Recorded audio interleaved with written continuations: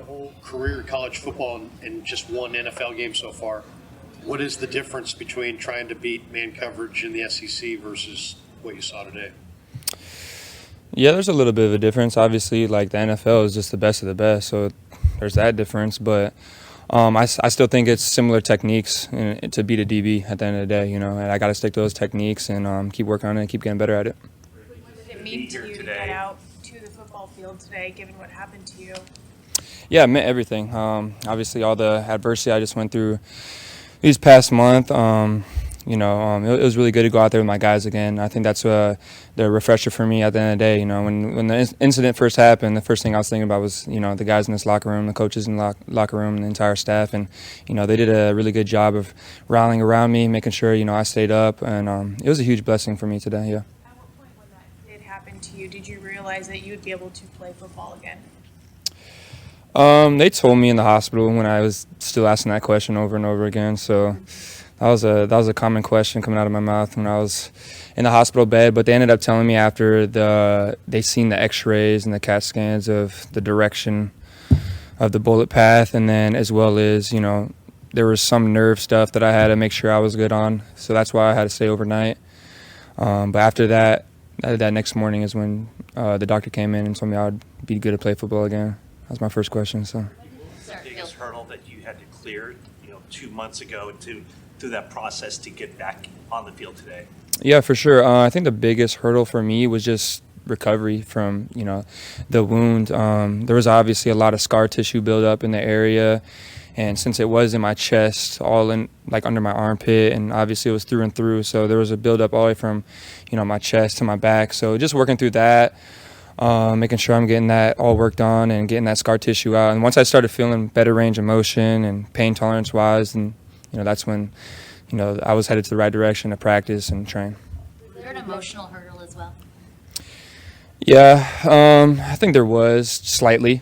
Obviously for the first few days after that, it was pretty brutal. But I got a lot of good people around me. I got a lot of good family members, strong foundation, a lot of good people in this locker room, a part of this staff. And this organization did a great job, like I said earlier, rallying around me, but just putting resources in my direction to use. And I think that helped me get through that a lot. When you say, you didn't know for sure until the next morning about your football career, I'm sure part of you was like, you're alive.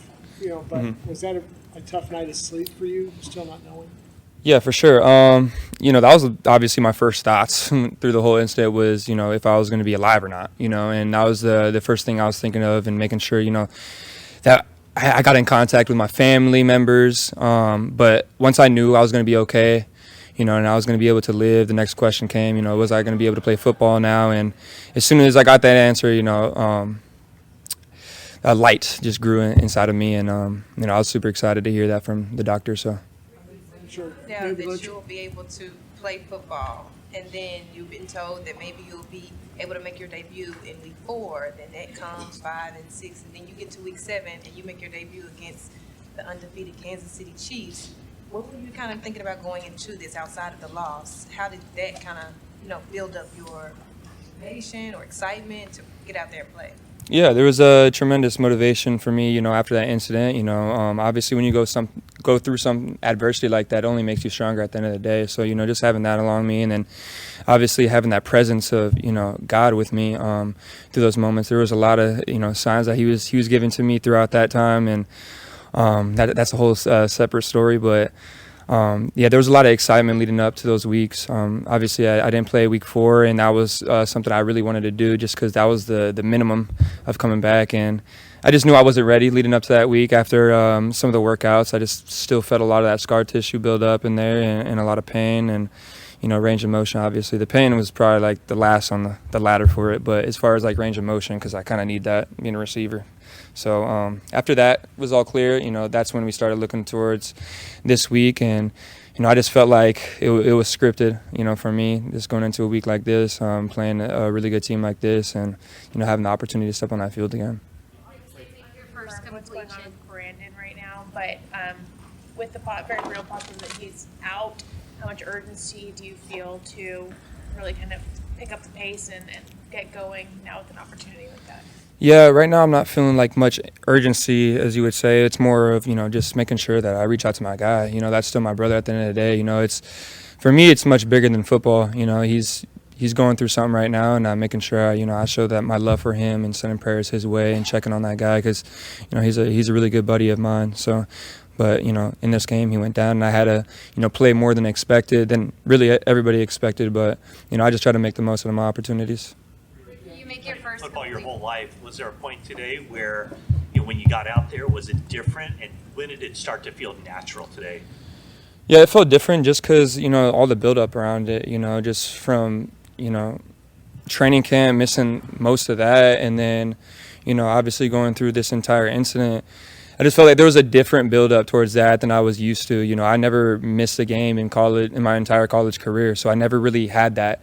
Sitting on the sideline and watching the games was a little different for me, so it felt a little different, but, once I got on the field, I put my helmet on, my cleats on, I was running around with the guys, and, just like, this is like still football at the end of the day, and that's kind of when I felt natural. And then, especially after my first catch, I made sure I had to secure that, and then after that, everything went away. So. I'm sure Shanahan said, like, in the hospital, it was lunch, he said in the hospital, you're like, I'd like to play in week 1. You explain what your mindset was at that time. Yeah, that was that was after they looked at the X-rays and they let people start coming into the room. And John was one of the first people to come there, and I was super happy to see him. That's probably when I broke down in tears when I saw him, just because it hit a little different, knowing that I wasn't gonna be able to play, week 1, and I was super excited. Obviously, I was missing a lot of training camp too, so I was really looking forward to the opportunity. I was super excited, and just the way it went down, it made me a little bit emotional. But seeing him there, that's when it all hit. But yeah.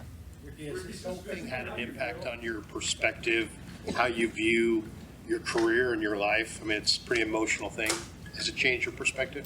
Yeah, I feel like I've always had a pretty good perspective, just due to being raised the right way and having a good foundation. I have a good family with my parents, my sisters. Those people being around me, I just learned those morals and values, growing up. But as far as this incident, yeah, it definitely, shook me in a different way, that every day is not promised, you know what I mean? And, you just got to expand on everything you can.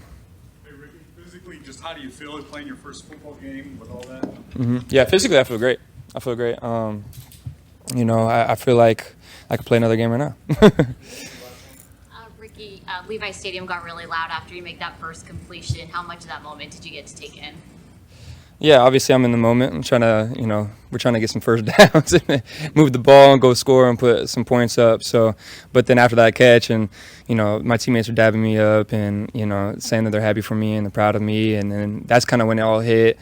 Crowd got a little loud right there, and yeah, I just took the opportunity to be appreciative of everything that led up to that and all the blessings that came along with it. Appreciate y'all. Thank you.